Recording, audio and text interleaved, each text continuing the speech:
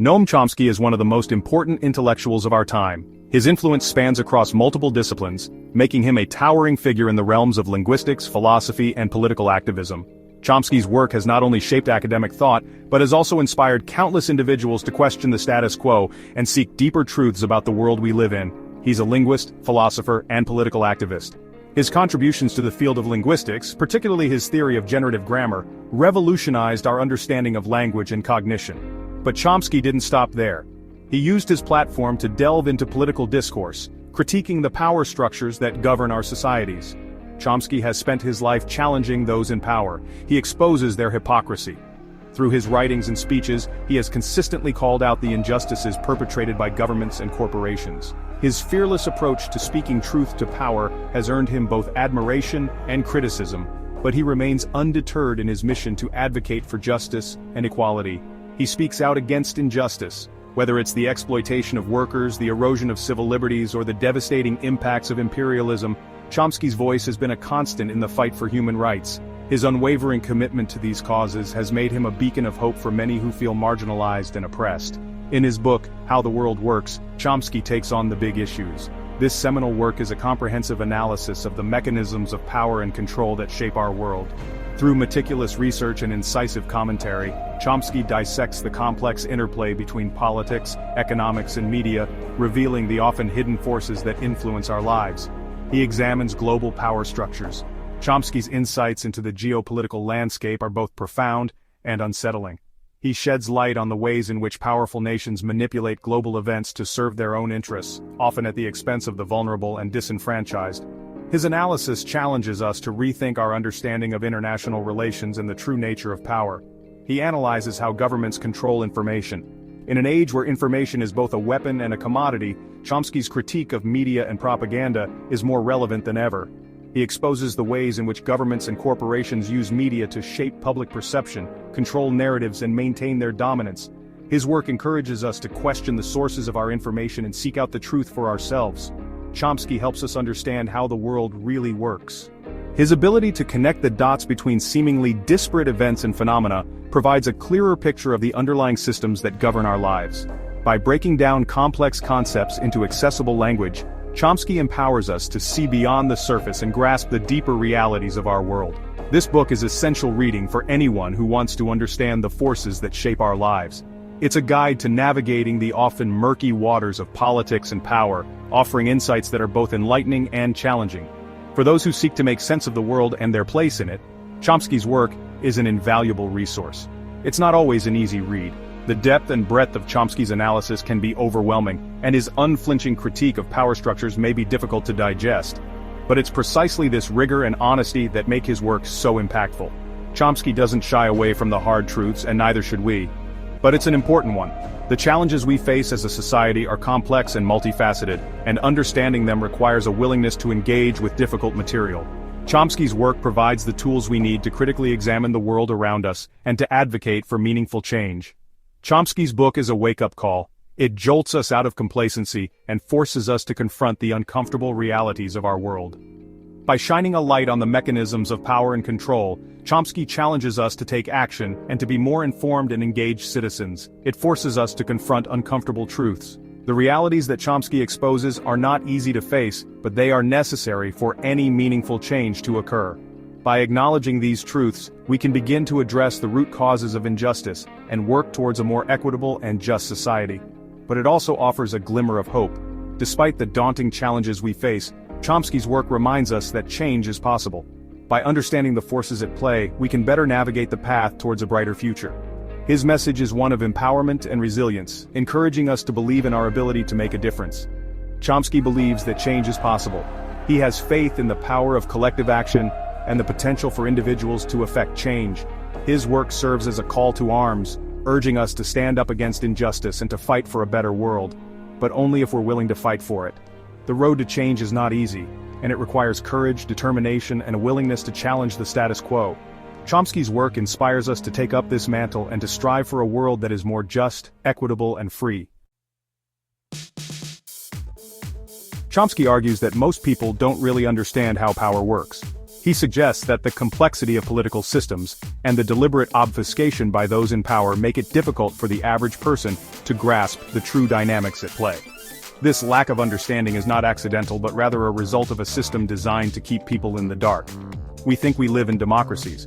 We participate in elections, we see our leaders on TV, and we believe that our votes matter. The rituals of democracy are all around us, from the campaign rallies to the voting booths. These rituals give us the impression that we are in control, that we have a say in how our societies are run.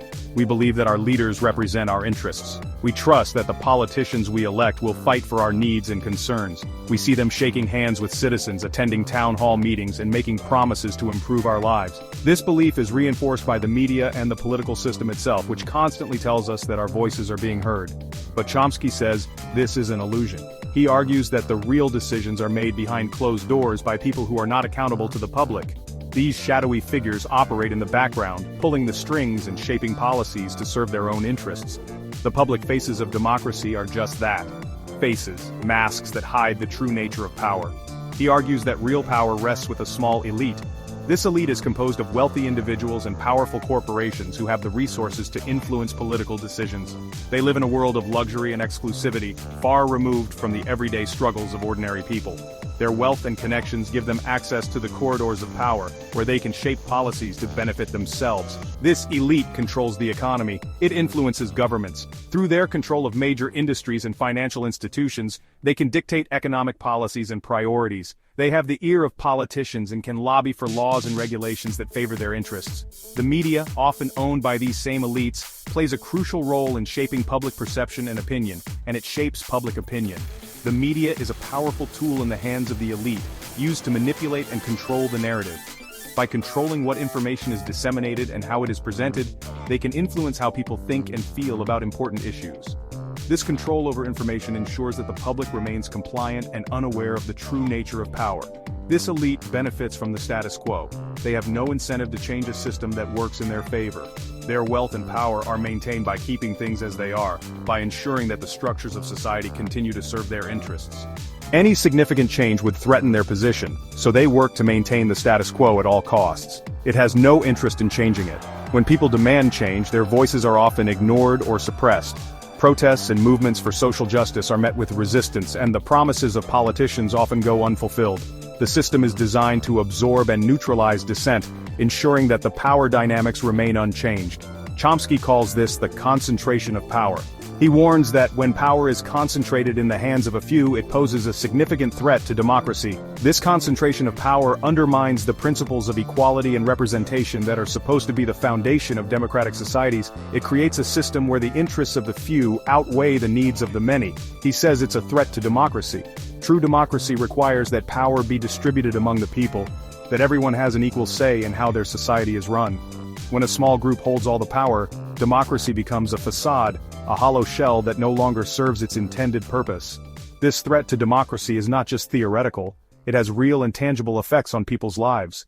When a small group of people has all the power, the rest of us are left voiceless. Our concerns and needs are sidelined, and our ability to influence the direction of our society is diminished. This lack of representation leads to frustration and disillusionment, as people feel that their voices do not matter. The sense of powerlessness can be overwhelming, leaving individuals feeling isolated and disconnected from the political process. We need to be aware of how power operates. Understanding the true nature of power is the first step in challenging it. By educating ourselves and others, we can begin to see through the illusions and recognize the structures that keep us oppressed. Knowledge is a powerful tool, and it can empower us to take action and demand change. We need to understand how the system is rigged against us. The more we learn about the mechanisms of power, the better equipped we will be to challenge them. Recognizing the ways in which the system is designed to benefit the few at the expense of the many is crucial. This understanding can help us to develop strategies to counteract these forces and work towards a more just and equitable society. Only then can we start to challenge it. Armed with knowledge and awareness, we can begin to organize and mobilize for change.